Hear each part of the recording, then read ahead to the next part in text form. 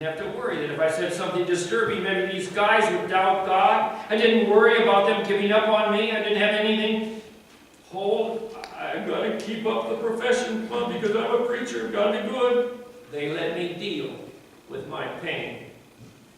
When a person is going through this kind of terrible depression, some believers do not know how to respond. They say, "Well, I'm praying for you," which may mean, "I'm no longer really listening to you."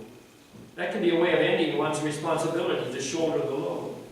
Not everyone knows the importance of letting resentment and anger spill out. Many Christians feel they have to hold it all inside. It also bothered me later when people began offering simplistic explanations and flippant comments to, quote, cheer me up.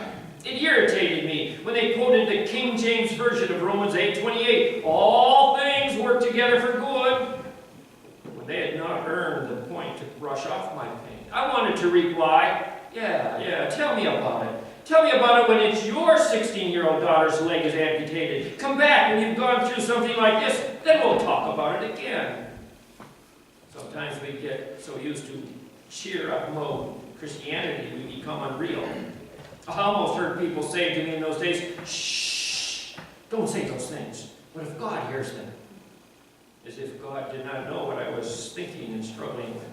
God knew what I was going through. He understood my passion. My love for Becky originated with Him in the first place. So who would have been trying to fool, covering up the agony of my soul? I remember this guy I saw in a restaurant a few days after Becky underwent surgery. He was sitting at a table, and as I walked by, reached out and grabbed my coat. He said, "Jim, I think God has allowed this to happen because it's brought about a revival in our church." I said, "So, what is God going to do to bring another revival when this one passes?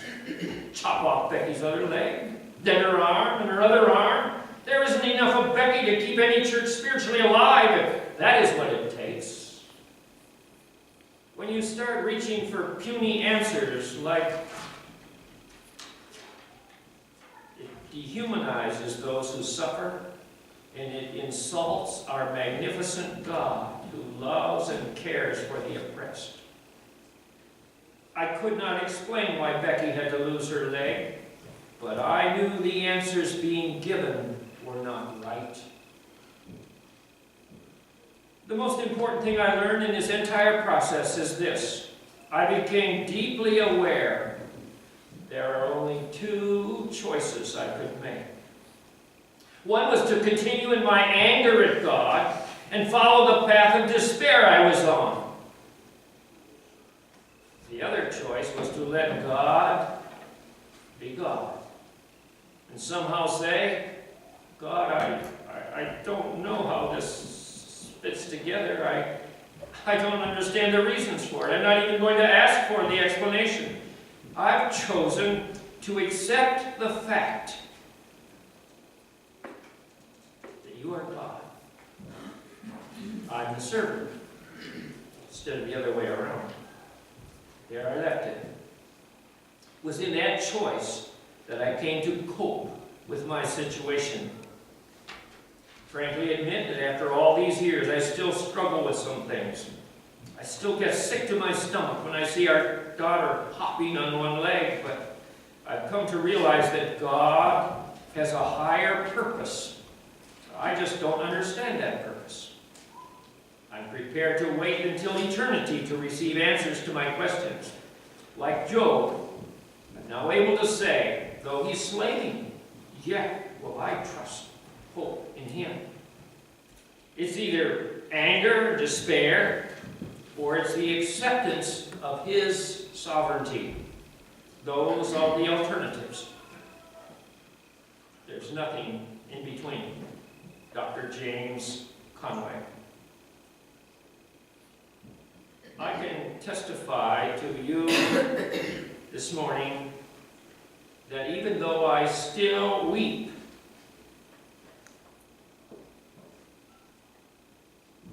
at times for our oldest son, I have no anger at God, nor do I despair. Let's steal a little bit of Charles's thunder. God is good. All the time. All the time. God is good. May not seem so at times, but He gives us the choice to submit and trust Him, or be angry and live in unbelief and despair because we cannot understand His ways. Wow. Can't believe I got that. Where'd the time go? Brother Don, come and lead us in this last song, because I love this song. It's a beautiful song of invitation. One of my favorites, number 344. Jesus, I come. I'll just remind you that if the Super Bowl goes into overtime, you will not complain.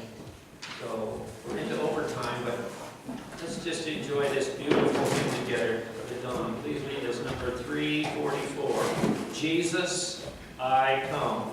And you know, our altar is open this morning. And if there's anyone here that's just maybe having some questions, or maybe fighting some kind of a battle, there are people who will love to pray with you here. So you're welcome to come this morning. Let's sing together. Thank you.